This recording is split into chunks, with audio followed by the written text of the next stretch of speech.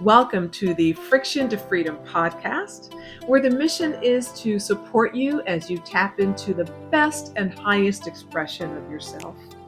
My name is Janet D. Thomas, and I'm very, very excited that you're with me today. And I'm going to share information with you in each podcast episode for your consideration or not, because after all, you are your ultimate highest authority. Take what you can use and leave the rest behind. So, in this episode, we're going to talk about anxiety. Why are we walking around with so much anxiety? Or why is anxiety such a part of our lives right now? Now, what I want to do is I think I want to break this up into two episodes. The first episode is where I'm going to give you some background information that you can consider.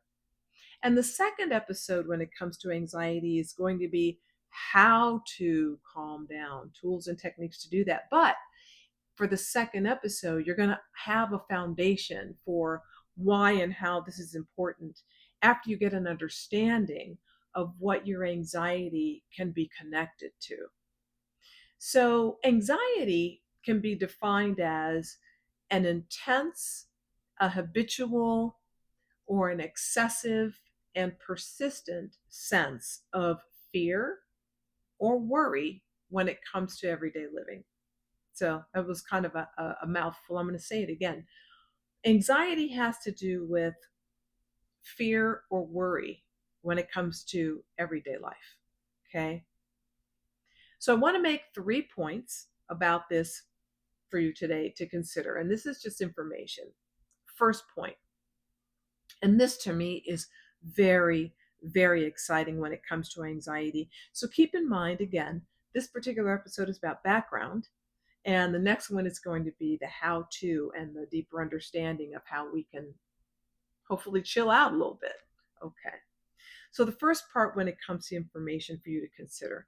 And this point is really, really exciting to me.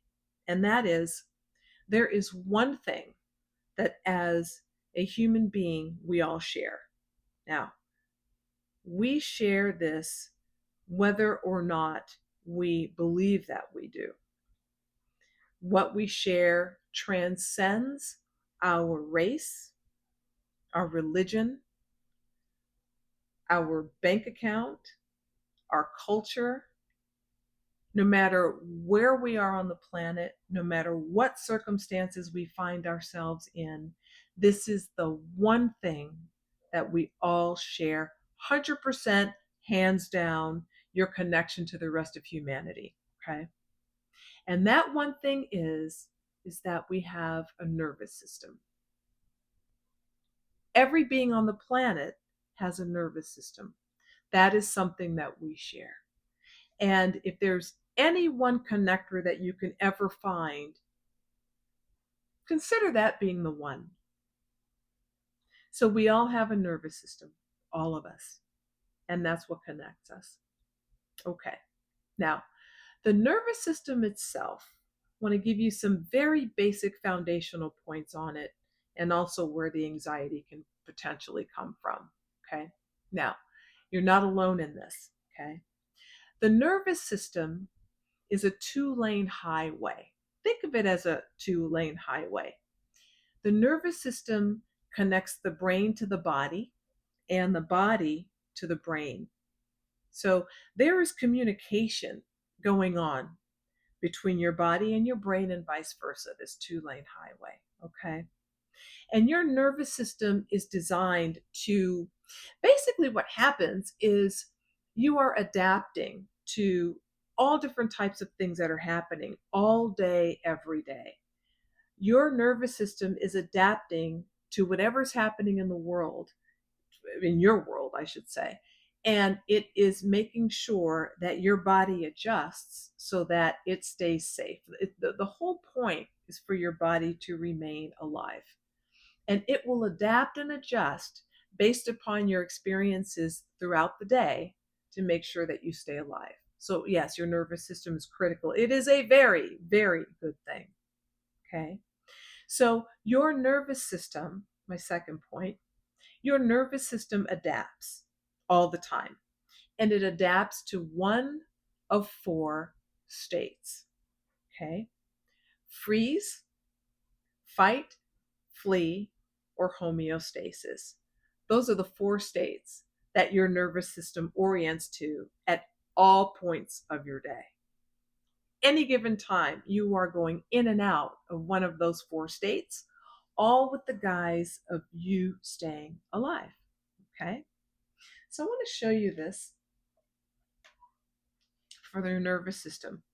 Here's a simulation of, not a simulation, here's a model of the brain. Okay? This is like a 2-lane highway. You could think of it that way, where your brain and your body are connected and they communicate with each other to make sure that you stay alive and viable. So if we're going to look inside of the brain, okay, take this side. We're going to look inside of the brain. This is the command center that navigates the body and vice versa. So there's information that's going back and forth all the time.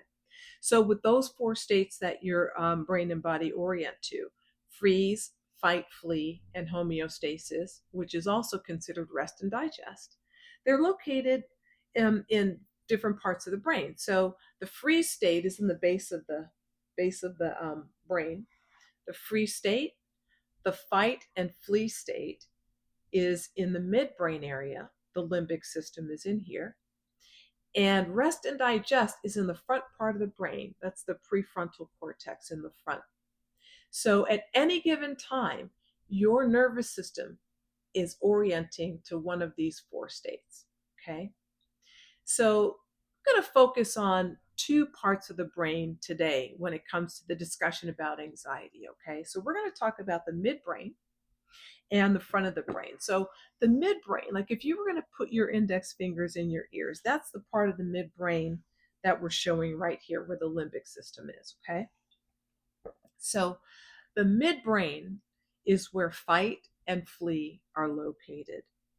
If you are in a situation that is threatening to the body, your fight, flee, your limbic center is going to kick into gear and do what it needs to do to keep you safe.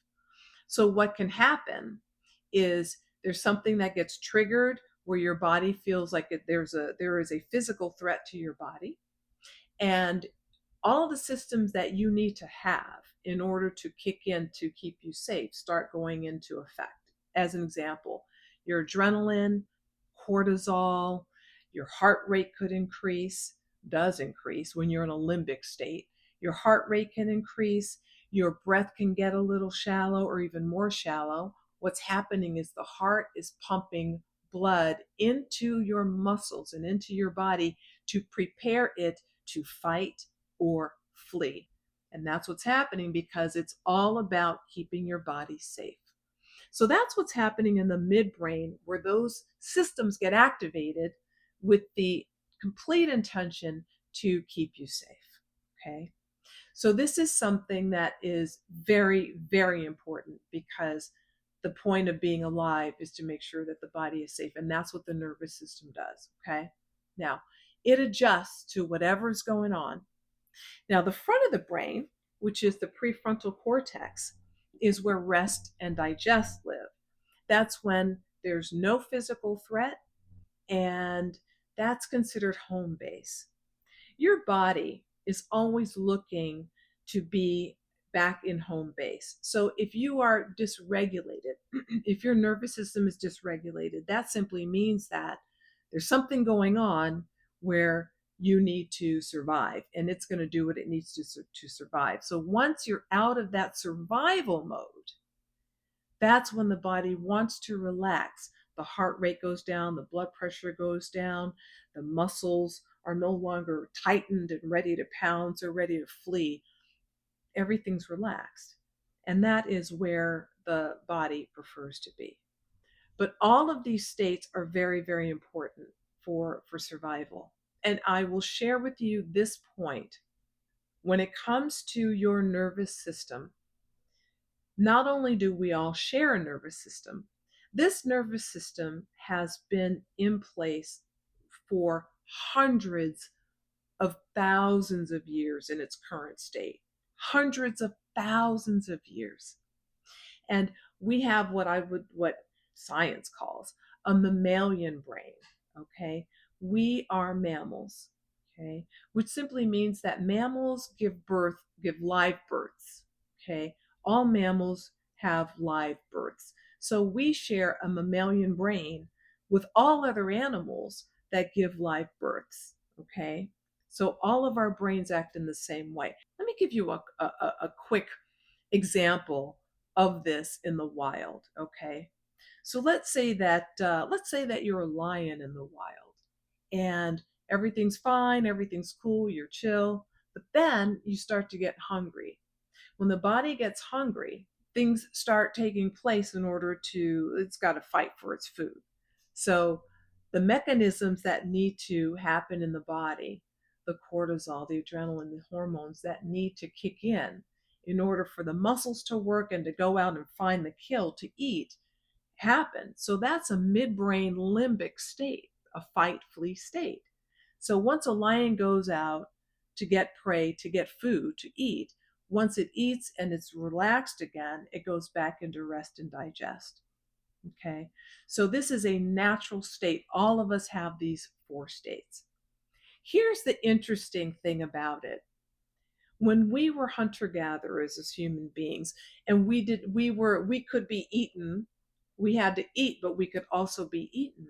It makes sense that we were on a high state of alert a lot.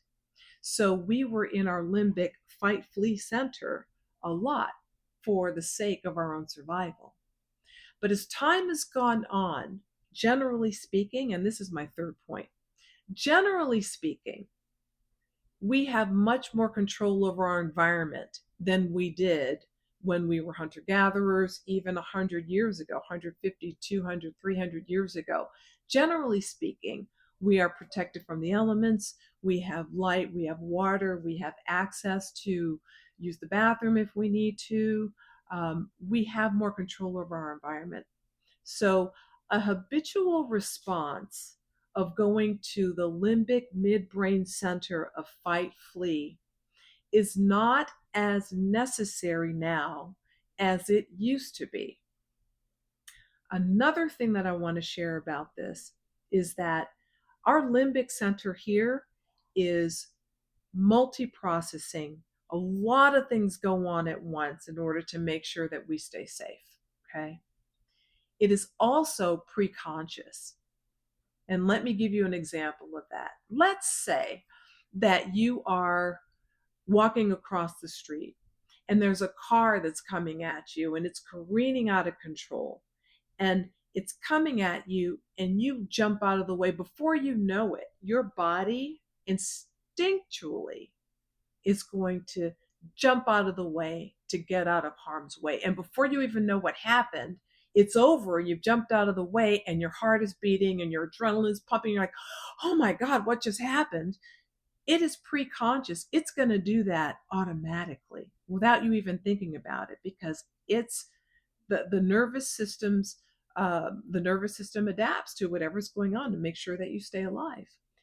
So I wanted to share that brief information, and now I want to tie it into anxiety, okay?